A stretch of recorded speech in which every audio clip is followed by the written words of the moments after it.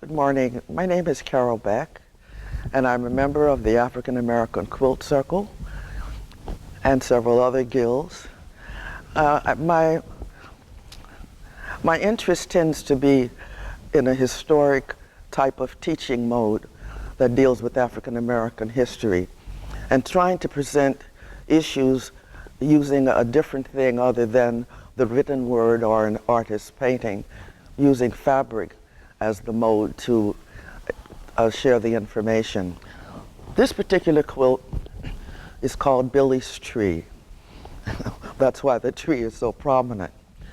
And it's interesting that today we're going to talk about it for a few minutes because we are in the middle of people who seem to need to be here to look at this, because then they would know that the top here says prejudices are what fools use for reason.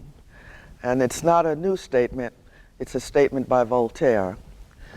It's called Billy's Tree because this is Billie Holiday. And if we remember, Billie Holiday sang a very special song called Strange Fruit. I decided to use this tree and her, and if you notice, she has tears that are dropping down to the roots of the tree, because these are the roots of prejudice here.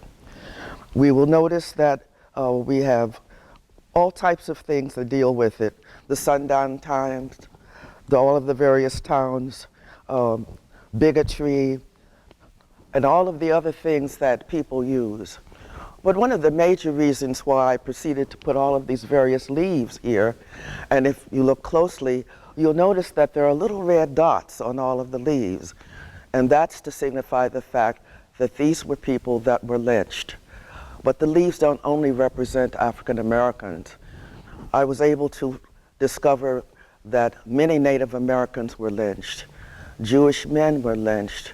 White women were lynched. Mexicans, Asians, and all of them are covered on this tree. But right here are three little leaves that are extremely important, because whenever we talk about lynching, we usually remember the picture of the two young men that are hanging from a tree. But there was a third man, a third little boy. He was 14 years old. His name was James Cameron. He recently died at 92. He was supposed to have joined them on that tree, but some kind of way the spirit world came down, and someone in the audience said, "Don't do that. He's just a little kid." And they grabbed him, and with all of the confusion that took place, they were able to ferret him away, and he was not lynched. So he has a little green leaf, but there's also another little green leaf here of this particular individual who was also saved from lynching and managed to survive. The Native American here was a young woman who was lynched because she was fighting for the freedom for the Sioux Indians. But that's what all of these things represent. And I am really very pleased because it has been exhibited in magazines and it's been on tour in numerous places and has ignited a conversation about prejudice and how we need to rethink how we treat other people.